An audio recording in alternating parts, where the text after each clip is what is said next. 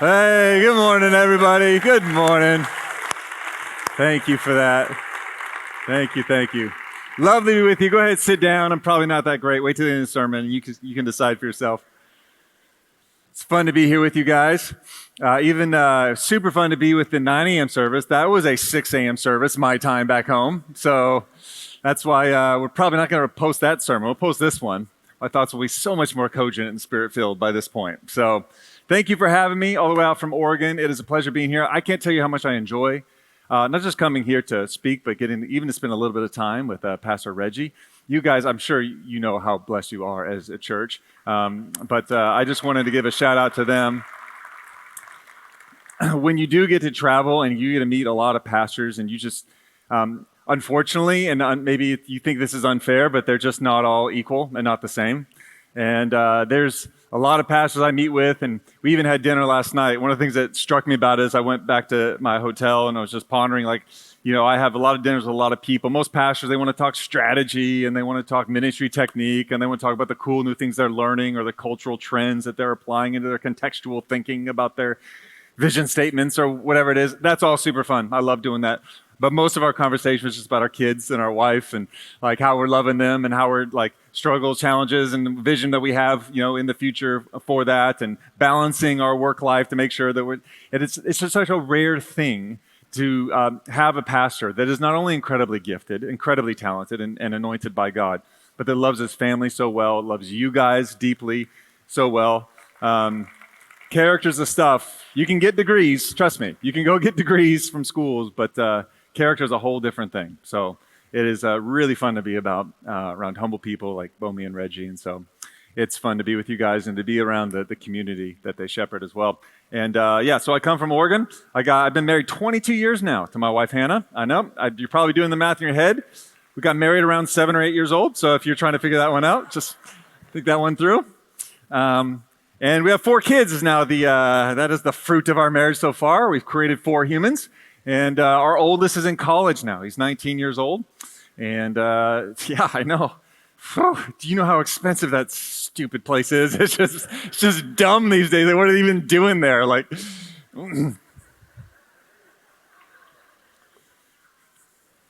you better change the world with that information. I got to tell you. No pressure, but my goodness.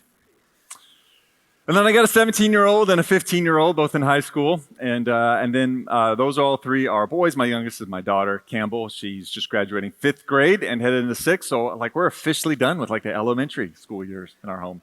That's happening. Some of you are already ahead of that game and know a little bit about what that's like. It's a bit disorienting. This morning when I was in the restroom early, you guys had a baby changing station and diapers provided for it underneath. I remember seeing those diapers. It's been a while since I've seen one of those. It's been a minute. It's been a real minute. But I tell you what, those of you that have teenagers in recent memory, how much to deal with these days, you know what I mean? Because at least with a diaper, it smells, but you can deal with it easily and simply, and then you just throw it away. I still don't feel like I'm changing diapers, but they're emotional and complex, and they don't have right answers, and they think I'm stupid no matter what answer I offer. It's oh, geez, I just remember when this was a lot simpler. You know what I mean? That was way funner. But here we are. I'm very excited to be with you guys. As Pastor Reggie mentioned, I am finished with my doctorate degree now and get to teach at Every Nation's seminary. They have biblical theology. And so I am an unapologetic Bible nerd, and we're going to Bible nerd quite a bit here this morning together is what we're going to do. We're going to be in the Gospel according to Mark, which is the series that you guys have been in, and good on you because Mark is dope. Likely the first gospel that was written, and Matthew and Luke were patterned after him. John's off in his own universe, right in his own way, and we appreciate John for that. And we're going to go from Mark chapter 8 here this morning, and we're going to cover actually a good amount of text, but we're going to start in verse 13 of chapter 8. So if you have a Bible, I would love for you to join with me right there. Mark chapter 8, and we're going to go from verse 13, which says that Jesus then left to go back into the boat, and he crossed to the other side of the Sea of Galilee, a giant lake in the northern part of Israel. Verse 14 says this: the disciples had forgotten to bring bread. except for just one loaf that they had with them in the boat. And then Jesus pipes up. Verse 15, be careful, you guys. Watch out for the yeast of the Pharisees and that of Herod. Okay? Well, the disciples discussed this with one another and said, it's probably because we have no bread that he's talking about this whole yeast of the Pharisees sort of thing, right? I mean, that's what he meant, right? That's probably what he meant. Aware of their discussion, apparently the boat wasn't that big. Jesus asked, you guys, come on. That's my interpretation. Why are you talking about having no bread? Do you still not understand? Now, there are many times when you read about these passages of Jesus with his disciples, or even when he's with crowds in general, where you will obviously pick up on his exasperation. One of the things about reading about the Jesus of the Gospels is just what a relatable character he is. Not relatable in the fact that he doesn't sin. Can't really relate to that super well. But super relatable on just being around people just dull and slow and just not quite keeping up. And here he is once again, just you guys, really? No bread? No bread. And one of the things that this sticks out immediately from this passage is that whenever you see Jesus with a level of frustration or just exasperation when it comes to his disciples, it means that there was an expectation that he had that they would understand what he was talking about. And this often occurs. Jesus has expectations. He expects that there's things that we will be able to take hold of and comprehend. And when we don't, that means whatever gap there is between Jesus' expectation and us should be closed. And if you and Jesus are on a different page, guess who's the person who's going to have to turn theirs? If you and Jesus have a difference of opinion, guess who's going to have to change theirs? If you and Jesus have a slightly different perspective on things, that is probably the most frustrating part about worshiping, Jesus who's holy and perfect. It's just, it always means you're the one that has to change. It's like they always tell you, what? Dating advice, 101. You just want to marry a really godly woman, That's what I was told. You don't want to marry a really just godly, amazing, humble, wise woman. And then you find one, and then you realize the downside of that is you're never right. You're just wrong all the time. And you're waiting from the day, you're waiting for the day when all of a sudden that big goose egg, on the victory column of all your arguments, you can just get one. You know what I mean? Just that one meaningful win. You know what I mean? That miracle victory that no one expected of you, but you always believed it could happen. You know what I mean?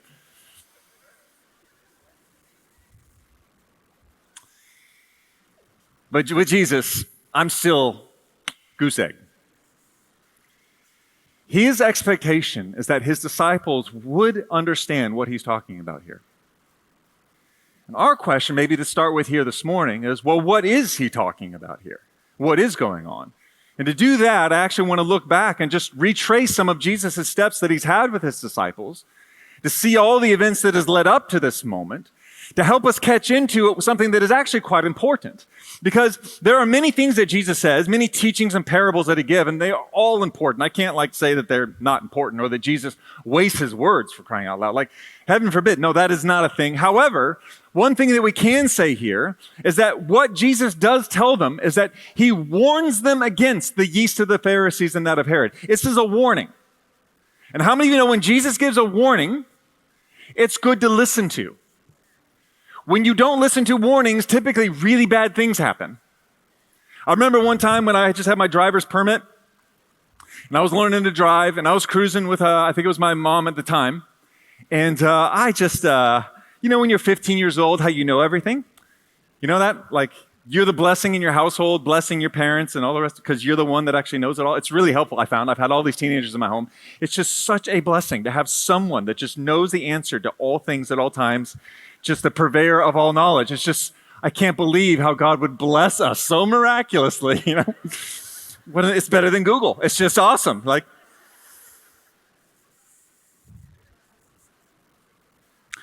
I was that too. And I was driving a little bit faster, a little bit more confident than I should have been when my mom warned me a speed bump was upcoming. Now, it was early on in the process, and I didn't, I knew about speed bumps. I knew that they existed. I had never experienced a speed bump from the position of actually driving. So without barely flinching and not releasing my foot off of the gas, I just went right over the speed bump, and we nearly lost our muffler. My mom demanded that I pull off to the side of the road, in which I got a severe tongue lashing telling me, anything you break on this car, you buy. But there's a lot of us that insist on learning lessons the hard way.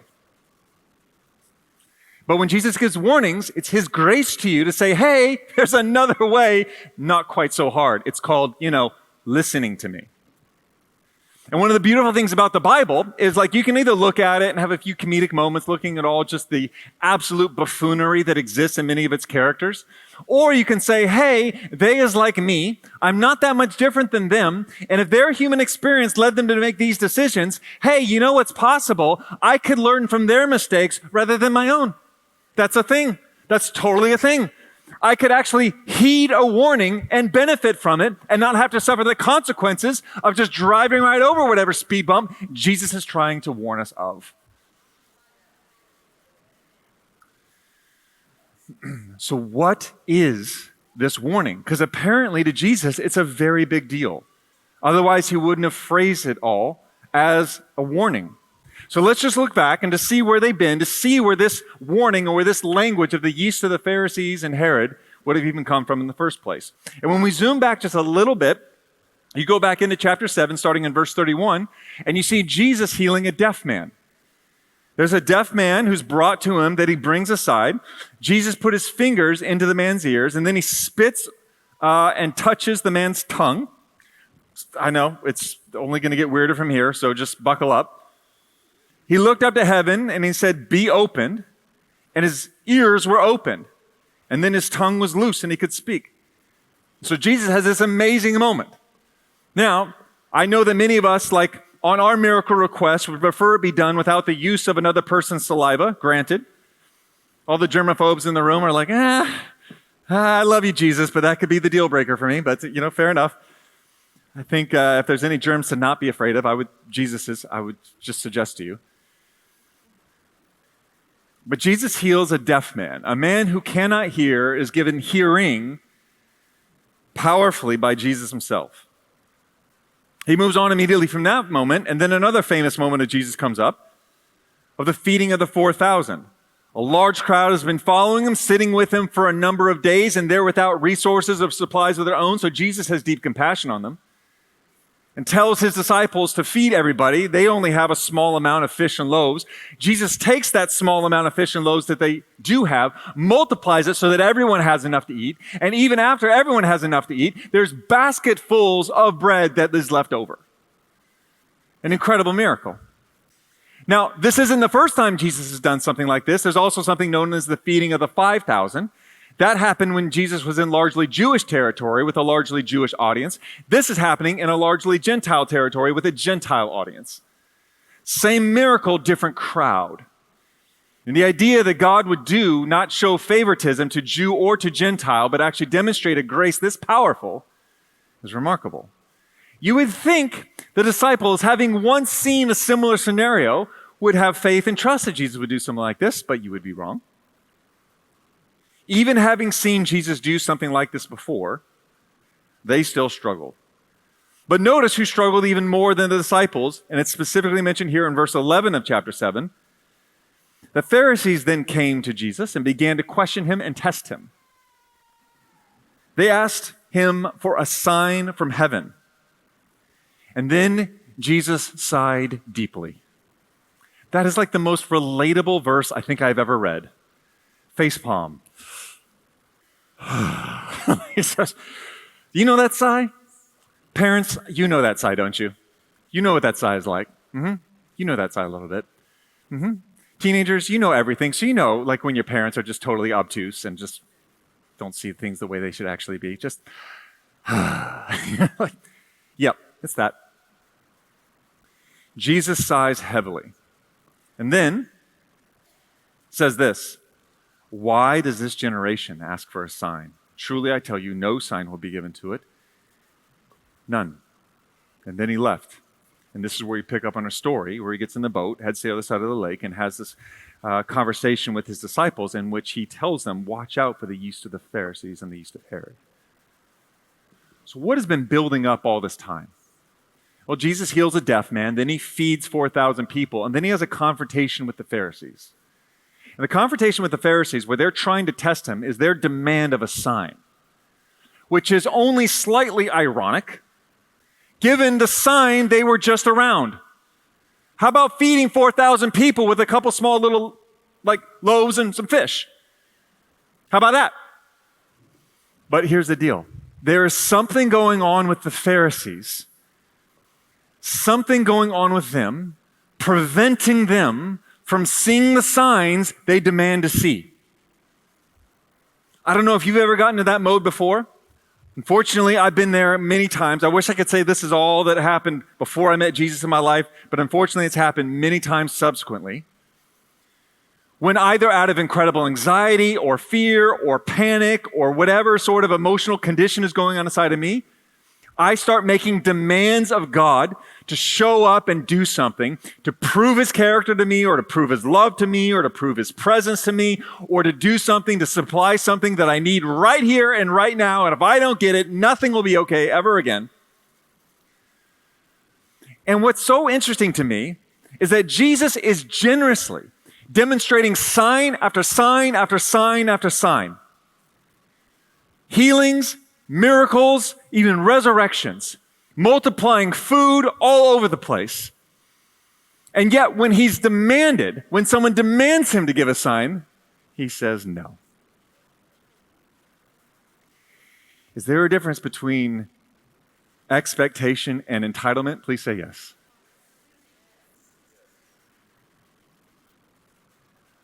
Somehow Jesus has the inner character, the spiritual well-being, to feel no burden to prove himself to anyone.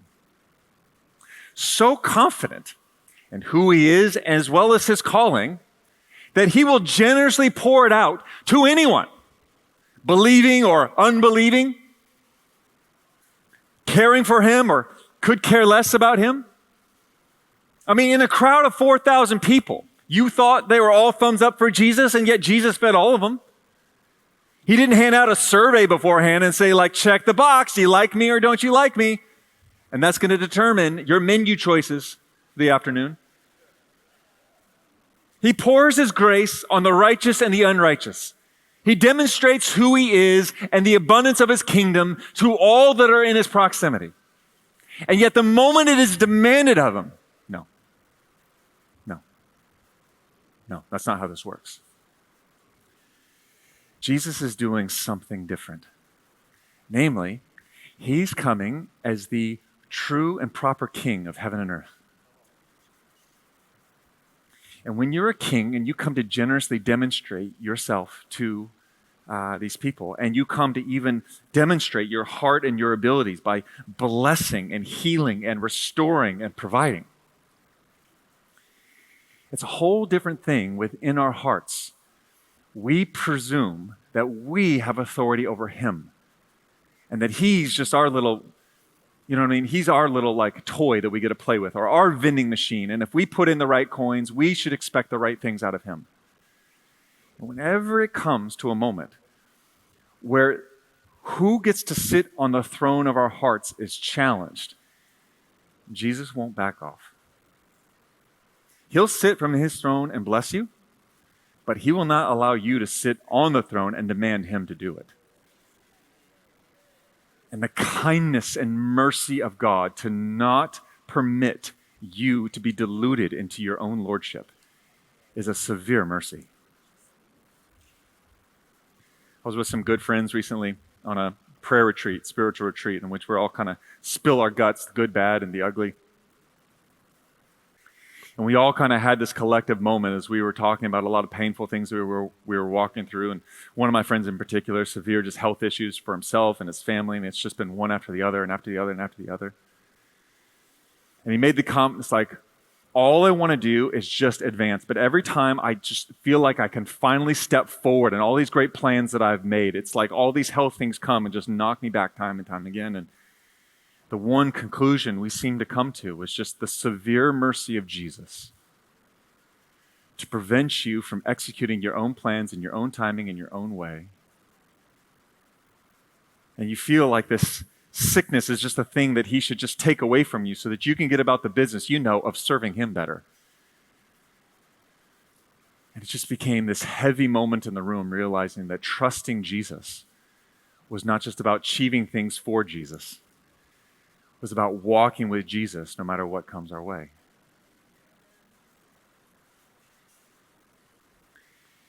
It's interesting to me of how Jesus could know a human heart so well, to know when to demonstrate the signs of who he is and his kingdom. When someone is challenging him and testing him and has absolutely no inclinations to ever giving Jesus the rightful place on the throne of their heart. And I'll tell you what, as a recovering people pleaser and codependent myself, that seems utterly shocking to me. I feel the constant need to prove myself, my worth, and my abilities to people all the time.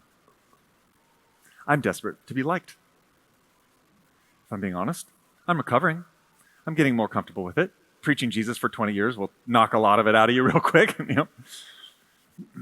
But when I watch Jesus, I don't see a man with any level of insecurity. Oh, does he love you? But man, he is not willing to engage on any relationship on any terms with you. Oh, is there so much to learn here? If we could relate even the way that Jesus relates, where he's generous and outpouring and kind, and yet feels no sense to do anything other than what his Father has sent him to do. Did you know there was only one person Jesus was unwilling to disappoint? And that was his dad. Everyone else he was fine with. How about you? Pharisees demanded a sign. Jesus said no. No. So what is the problem of the Pharisees? When we jump back into this passage and Jesus starts warning his disciples about the yeast of the Pharisees and that of Herod, what is he warning them about? What is this whole passage about? Well, you might get a clue from it if you just keep reading when Jesus actually just starts rebuking them full bore. He says, do you still not understand? He says, do you not see? Do you not hear? And he just flat out says it to them. Do you guys have no sight? Do you have no hearing? Are you totally just dumb to everything that's going on right now? Watch out for the yeast of the Pharisees. Men who demand signs, probably as they're still digesting one. Yeah? What was the problem of the Pharisees? Spiritually blind, spiritually deaf, and willfully so. Watch out. Watch out. Apparently to Jesus, spiritual blindness and spiritual deafness are actually a common human condition. And for every time that he heals blindness or being deaf, like every time that he's healing it physically, it's marked as a sign. And a sign is not a destination. It's pointing to something greater than itself. So even as miraculous and amazing as it would be to receive hearing or sight when you didn't have it before, Jesus is pointing to the greater miracle he desires to do when we could actually spiritually see and spiritually hear, actually be in tune with who God is, what he's saying, and what he's doing at all times. Pharisees missed it. Disciples kind of missing it. And one of the ways that we can draw maybe an even deeper layer of meaning out of this passage is by stepping back for just a moment and just look at some of the passages we just read, the events that just occurred, and look at them in an organized structure. One of the really beautiful things about the Bible is the artistry of the authors. Now, I clearly believe in the inspiration of the Bible by the Holy Spirit. That was awesome. But that does not mean that biblical authors went into a trance and just started blindly jotting down words as the Spirit took hold of the pen. It means that the Spirit of God filled the authors and inspired the authors, but that worked through the author's own personality, writing skills, perspectives, and so forth. Just as when humans were originally made, God desired to have a partnership with us, not to have us just be dumb robots through which he could work, but actually have a dynamic relationship with us, and that all that we did was in deep union and partnership with him. This includes the scriptures themselves. And when the scriptures were written, they employed many of the literary writing techniques that were common in the Hebrew writing of the day. One of the most popular ways of organizing a writing or a structure of writing was something called a chiasm. A chiasm. A chiasm is a basic way of organization that looks like a mirror, where you take different ideas and arrange them from an A, B, C, C, B, A organization. So if we looked at this passage, here's what we would see. Starting with the healing of a deaf man, Jesus then goes into feeding the 4,000. The Pharisees then demand a sign. And notice how the next three will just mirror reflect the first three. Jesus heals a deaf man. Jesus feeds the 4,000. The Pharisees demand a sign. And then what follows next? Jesus warns to not be like the Pharisees, then gives an explanation of feeding of the 4,000. And then you wonder to yourself, what should come next? If this A is supposed to correspond with the first A, you might expect Jesus would, maybe heal another deaf man, maybe give a teaching about healing deaf people. What would he do next? But the reason why chiasms are created is it helps the reader make connections. And a much smaller amount of page space, when you organize it in this fashion, you can see the connections that you're supposed to make. That somehow, healing a deaf man is connected to whatever's supposed to happen next. The feeding of the 4,000, the explaining of they're all connected in some way. And when you look to the next page, here's what you see. Jesus is going to heal a blind man. They came to Bethsaida, and then a blind man was brought to Jesus. And when they did, he took him aside. And again, he's using saliva here, trigger warning. And he spat on the man's eyes, put his hands on him, and then asked, "Do you see anything?" He looked up and said, "I see people. They look like trees walking around. So I see people, but they're kind of blurry, looking a little bit more like trees." Once more, Jesus put his hands on the man's eyes, and then his eyes were opened, his sight was restored, and he saw everything clearly. So here's the whole tension of this passage. It's all centered on Jesus' interaction with the Pharisees and his warning to his disciples. And his correction of his disciples was, do you not understand? Do you not see? Can you not hear? This whole passage is centered on the idea of spiritual blindness and spiritual deafness. It's bookmarked by Jesus healing an actual deaf man and an actual blind person. But Jesus trying to get the point through our thick heads of what he desires to do so that we could actually see with spiritual sight and hear with spiritual ears, not just what we perceive according to our own perspective and bias, but actually according to what God himself is actually doing. There is a difference. There is a difference to Jesus of those that are just able to look at him and those that are able to see him. Those that can just listen to him and those that can really hear him. There's a difference. And apparently, it requires some significant level of miracle akin to a blind person or a deaf person actually receiving a miracle. This isn't natural. This doesn't happen on our own. This doesn't happen because we try harder. Somehow, the miracle that Jesus is able to do in the physical, he's more than able to do in the spiritual, but it requires the same amount of supernatural intervention. Problem is, blind people that think they see. Deaf people that think they hear. How do you convince someone who is fully convinced they have full 20/20 vision? Dude, you can't see anything. How do you convince someone that can't hear right, that thinks they can hear everything? Which is why the challenge of the gospel goes so much deeper than just meeting our most immediate or physical need. Jesus is trying to meet something much, much deeper in us. And he's trying to give us sight and hearing to actually see and hear what it is that he's doing at any given moment. And his warning echoes and remains to us, watch out. Watch out. People who can hang around Jesus, be around the church, be in spiritual environments, but yet have no perception of what's actually going on. Not dialed into anything. Everything they're completely obtuse to. Even to the point when their life does hit the skids or they have a perceived pain, they might, out of their own authentic emotional expression, start demanding Jesus start showing up. When the fundamental presumption of the Bible is Jesus doesn't need to show up. You need to see.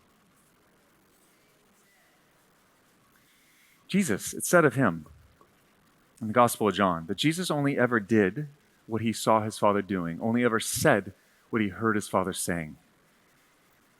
He had complete sight and complete hearing. In the book of Isaiah, chapter 11, it describes Jesus in a prophetic sense before he arrived, as that he would not judge things just according to what he could see or according to what he could hear, but he would have a seeing and a hearing that transcended our abilities. In the book of Revelation, this whole idea gets echoed where Jesus has these flaming eyes, which is just this idea. He sees things as they really are. Not how you pretend that they are, not how your biased thinking tends to lead you to think that they are, but as they actually are. He sees past your filters. He sees past your personalities. He sees past your Enneagram number or your Myers-Briggs profile or anything else that you want to present to the world and say, here's what I am and what I'm like. And Jesus sees right through it to the actual reality of what it is. And he actually wants to do the kind of work in us that no matter what's going on around us, what data our eyes and ears are inputting into our brains, that we're able to process it according to faith.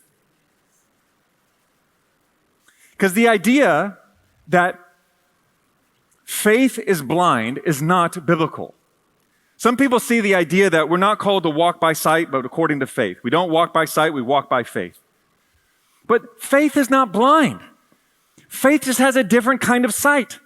And sometimes it's a sight that sees the same thing, sees the same information, and it interprets them very, very differently. Because I believe fundamentally, just like Jesus believed, my Father is always at work. He's always working. He's always up to something. He's not absent. He's not inadequate. He's not apathetic. And therefore, no matter what I'm seeing in front of me, no matter how discouraging it might be, no matter how frightening it might be, I know that my God is greater. I know that my God is present.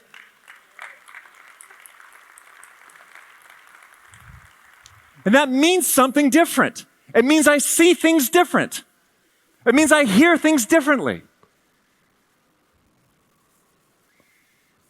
It means the people that attack you the hardest, when you can hear, you'll hear something different. You won't just hearing your internal triggered mechanism say, well, forget them, four-letter word them. You'll hear, wow, this probably isn't about me even at all. Even a little bit. Are you okay? What is that? That is a new faith. That is a new sight. That is a new hearing. The reason why Christians respond differently is because we see and hear differently. Because our Jesus said, blessed are you when you are persecuted. Blessed are you when you mourn. Blessed are you when you are poor. And we think to ourselves, no, I'm not.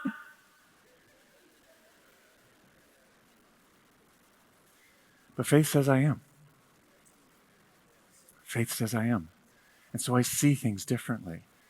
That's how even the early apostles, that's why they sang hymns in prison. That's why they rejoiced in their sufferings. They didn't rejoice for their sufferings, but they rejoiced in their sufferings because their faith gave them a different vision. It allowed them to hear very, very differently. But in order to recover spiritual sight, in order to recover spiritual hearing, we have to pay attention, I think, to this last passage of healing that Jesus gave to the blind man, because it happened uniquely. There's no other account of Jesus that gets recorded like this, where it took 2 times praying for him and like a 2-stage process of his healing, right? He prayed for him the first time. He says, you see anything? It's like, yeah, it's all kind of a little blurry. People look like trees. Like, okay, let's pray again. He prays the second time, and then and only then can he see clearly. Only time this happens. So people wonder about this all the time, like, what's going on with Jesus? Was it just a bad day? Was he slipping? You know what I mean?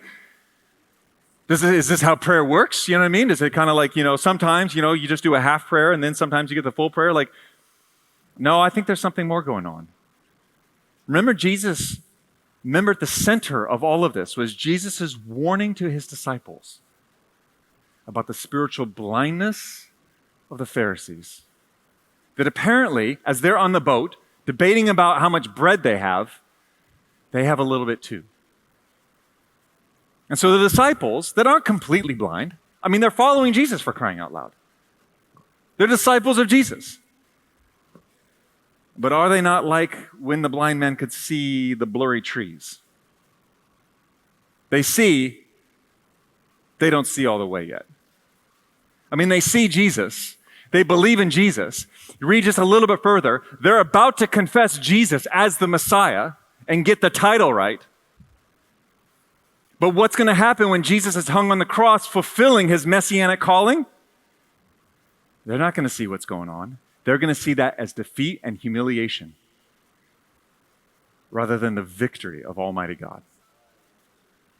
They see, but they don't quite fully see. And isn't that where we live? Like, if any of you have just got the 2020 Jesus vision, like, let's meet, have coffee, you're now my personal best friend for life. But I bet you don't.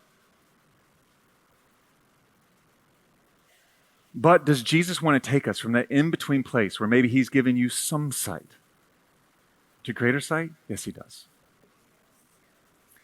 And for those of us that feel like, man, I don't even know if I've got any sight yet, then maybe Jesus' warning needs to echo that much more loudly. Watch out. Watch out. So 2 things that I want to say. 2 things I want to say as we try to apply this and close up here this morning. If Jesus is so insistent on us seeing and hearing rightly, seeing and hearing him, challenging the assumption that somehow God is absent or inadequate, if this is what Jesus wants to do, I think there's 2 things that are at least required of us. And the first might be the most difficult, and it's to admit. It's to admit that you've got a problem. That's where every recovery group in the universe starts. Recovery doesn't begin till you at least admit there's something to recover from. And this is what should pull in everyone in the room together with a unified solidarity, no matter what side of the faith coin you're on this morning. Whether you got dragged to church and you really want very little to do with God, or you been all in for a few decades and you love you some Jesus. Is that each and every one of us has to start from a humble place of admission, saying, Jesus, to whatever degree I do see you, I don't see you yet fully. I'm a little bit of a blurry tree sort of a situation.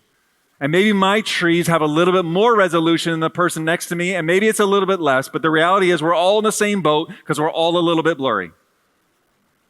And you got to admit that. We have to admit that, and there's nothing that compensates for that.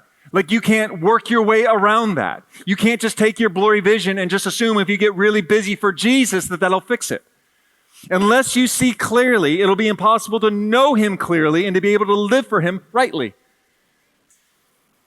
Jesus will not be impressed with whatever you produce for him if you're doing it blindly, not seeing what it is that God is actually wanting you to do. Eugene Peterson, one of the greatest pastors of our time, who wrote the Message translation of the Bible, he says this about followers of Jesus, that it's our chief job not to get something done, but to pay attention to what's going on. To be able to name it with specificity, and then to be able to encourage it. He thinks this is the central thing that Jesus did. All he did was pay attention to his Father. And no matter what chaos was going on around him, can you imagine that? How much chaos of crowds that are going on? You know why Jesus had 12 disciples? Because he needed that many bodyguards. That number of crowds pressing in on him constantly, always grabbing the hem of his garments. He had people that literally needed to do crowd control all the time. And in the midst of crowds of people, large masses of people, all with big needs, coming to Jesus as the only one that can solve it, how is it that Jesus is able to isolate the individuals to pay attention to? Jesus is like the Messiah without a Messiah complex, thinking that, well, whatever need is around me is my obligation to meet. Rather, he saw what the Father was doing so clearly that even in a confusing crowd, he knew where to direct his attention and join right into it. I don't think you'll ever find Jesus initiating a work that he isn't seeing his Father already up to. Imagine what a liberating life it would be to not just anxiously wandering around, tackling need after urgent need after urgent need, as if your life was some metaphorical emergency room. And what if you had a non-anxious presence so abiding in faith in Jesus that you could actually say, Father, what are you doing right now? And maybe all these problems I'm not responsible to fix, and maybe some of them I am, but in all things, what are you doing? How would you lead? What is step one? Could you imagine what a peaceful sort of life that would be? Just walking with your Father, not just scrambling constantly with an unending list that only gets longer, but just paying attention. Father, what are you doing? And where are you doing it? How can I help? How can I be part? I'll tell you this. One of the myths that I hear all the time, I have people come up to me in my church, no matter where I am, and people will say to me, I just don't feel qualified. I'm leading a small group now, or I'm doing discipleship now, or I'm meeting with someone who's got some real issues now, and I'm just not qualified. They've got severe depression or got some really big life issues, so their problems seem just out of hand. I don't feel qualified. Welcome to the club. I just got a doctorate degree studying the fusion of psychology and theology, specifically on how to do relationship and discipleship in highly anxious contexts. I'm a doctor in that now. You know how many times I sit in front of anxious people and think to myself, oh, dear God, they need professional help.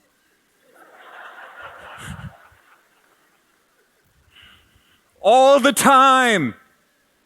All the time. There's this myth, if I just know enough, that somehow I'll be qualified enough to enter into a moment. The real key is this. Father, what are you doing right now? What are you up to in their life? Where are you? Where are you that they can't see? What are you doing that they can't? What are you saying that they can't hear? I ask that 99.99% of the time, I get answers. And I'm helpful. When I think the pressure is on me to solve whatever massive issues are sitting in front of me, I'm overwhelmed. And anxiety leads me down some really terrible roads, either of trying to just like dismiss them and avoid them, see them walking down the church hall and dip into the restroom real quick, or just give them simple little advice. Well, here's the thing, I want you to go take 2 of these and call me in the morning. For most of life's problems, simple advice doesn't work.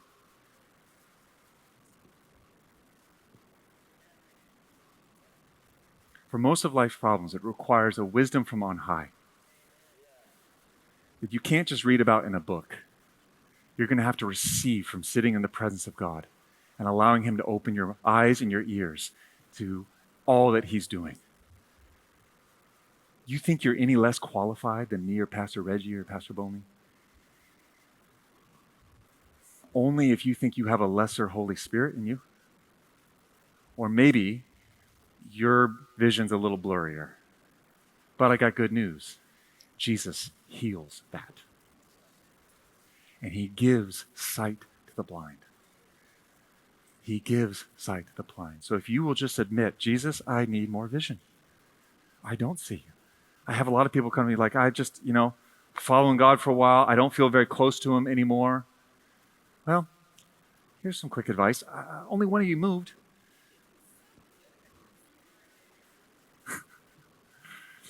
I don't see what God's doing anymore. Well, here's a little advice. I don't think God stopped doing things.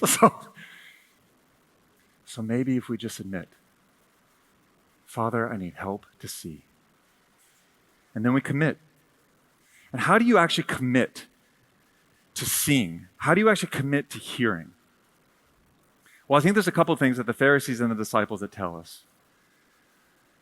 Committing to the Lord and like coming to the Lord, actually seeking him for vision and sight, no matter where you are.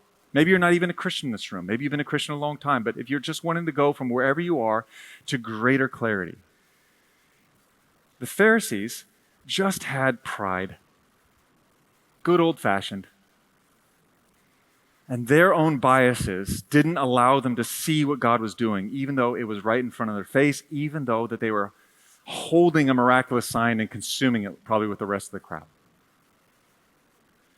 And one of the things you have to settle with spiritual blindness is that it isn't the origin of the condition, it's just a symptom. And spiritual blindness is a symptom of our heart. A symptom of somehow when Jesus stops being Lord of our heart or never was Lord of our heart, and we've always been, and that condition is what produces blindness. It's crazy to think, but somehow a submission to Jesus as Lord is actually what restores our sight. That making sure if there's anywhere in my life where I have crept onto Jesus' throne, where he rightly deserves to be, where I'm starting to reign and rule according to my own sight and my own thinking, and I'm leaning on my own understanding, and if there's anywhere that I'm doing that, well, of course, blindness is going to ensue. And it is faith that restores sight. It's actually when I put my trust back in Jesus as the Lord of my life, that's when the restoration starts to occur. Because only through faith can I actually see. Only through faith can I actually know and understand and perceive what it is that God is doing. Faith is a prerequisite for it. Faith isn't something you get because you demanded a sign and God proved himself to you. Faith comes by trusting in the fundamental character of God, that he is good all the time. And all the time, I'm just checking. You passed again. The 9 a.m. pass, 11 pass. The church is okay. There you go. Jesus points to you all. If that was a thing. It probably isn't, but have it anyway. He's fundamentally good. He's fundamentally good. There's few other things that you have to know, that you need to know, but faith and trust that no greater love has been demonstrated than this, that Jesus came as the Son of God, incarnated into our world, and bled on a cross, murdered by his creation, in order that you would be forgiven of sin, have all your enemies defeated, and live with him forever. No greater love has ever been demonstrated than that. That trust opens up sight. That is the worst that could ever happen to you has been taken off the table. And a promise has been given to you that can never be revoked. So whatever happens in your life, whatever happens to you, however you're betrayed, none of it is evidence of God's failure to love you. But my sight is now restored and says my setbacks are setups. Every time I fall down, well, God is good at rising up. And if God has me in a pit, maybe there's something in the pit he has for me here. And God doesn't desire my misery, but he won't waste my misery either. He won't waste my pain. Not a single tear will be wasted. And when you can see and when you can hear, you'll never be alone. And you'll sing in prison too. You admit and you commit. And when you commit your heart to seeing with God's sight and to asking God for his sight, you're doing something that will have ripple effects that will bless the totality of your life. M. Scott Peck was a therapist and psychologist who became a Christian much, much later in life. It was a really miraculous situation. And he started writing about the fusion of psychology and Christianity. And he wrote about mental health, defined it as the dedication to reality at all costs. You can get a good cup of green tea and sip on that one for a minute. Mental health is the dedication to reality at all costs. And this is what good discipleship does. Helps us to stay dedicated to reality. Jesus, who is fundamental reality at all costs. Because of course your sight is blurry, but someone else's sight might be better, or at least not blurry in the same way. And they might be able to see something about you that you don't see about yourself, or see something around you that you can't see for yourself. And when there's a pre-commitment to reality at all costs, Even if it might bring conviction, even if it might show that maybe I got some things wrong, when I'm committed to it, Jesus will help my heart align with it. Feelings are really beautiful things, really great things. You know why you have feelings? Because you're made in the image of God and He feels things. That's why. They're good things. They're not bad things. But you know what feelings are good at doing? Telling you how you feel. Not what is real. But that doesn't mean we dismiss our feelings. The goal of the Bible is to integrate you so that your feelings align with reality. And when your feelings are aligned with reality, when sad things happen, you're sad. When joyful things happen, you rejoice. And when you get to this level of integration, you're becoming a holistic human just like Jesus and the new creation that He's promised. But it starts with not letting our feelings dictate our reality, especially when they are disintegrated from it. But staying committed, fundamentally committed. Jesus, I know I don't see full reality. My emotions are telling me you're gone.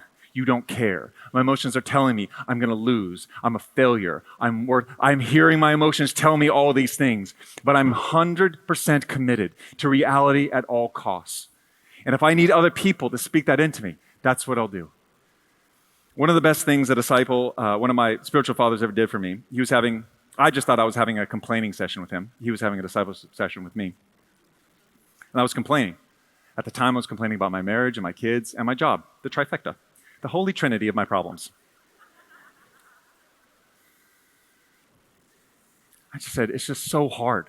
I mean, I don't know if anyone has it this hard. I haven't met anyone that's actually been able to, I just don't see what to do or where to go from here. And every time I try to fix things at work, things get worse at home. And every time I fix things at home, things get worse at work. And it's like, it's the worst. I'm stuck. And he said, question mark? I said, come again? He says, hey, how about after all those sentences, instead of exclamation marks, you put question marks? What if we just question the fundamental reality of those statements? Are you stuck? I think God is able. Is this the hardest thing anyone has ever seen? Is it so complicated and no one else has ever seen it? I've seen like 12 this week, actually. So, sorry, Skippy, you're not a snowflake, utterly unique. Question mark. Really? Is this the way things really are? Is that who I will always be? Will this be my constant struggle? Will I always be dealing with this? Question mark. Is God there? Question mark. If God would not spare His one and only Son in order to be with you, trust me, there's no chance of Him abandoning you. And just because you can't see what He's doing doesn't mean He isn't doing anything. We commit. Matthew Henry, one of the famous theologians of the last couple hundred years, says this, that there are none so deaf as those that will not hear, and none so blind as those that will not see. When you commit in your heart, I'm going to trust you, Lord, in a fresh way. Our blindness has more to do with our willfulness to do things on our own terms, timelines, prerogatives, perspectives. And rather than insisting on sitting on our throne and demanding Jesus meet all of our demands, Jesus is actually inviting us to worship Him on His throne and receiving sight to watch all the amazing things that He is doing around you 24/7. Father, what are you doing right now? What are you doing? Right now, it's just a bunch of blurry trees. But wherever you're starting from, I believe Jesus can move you forward.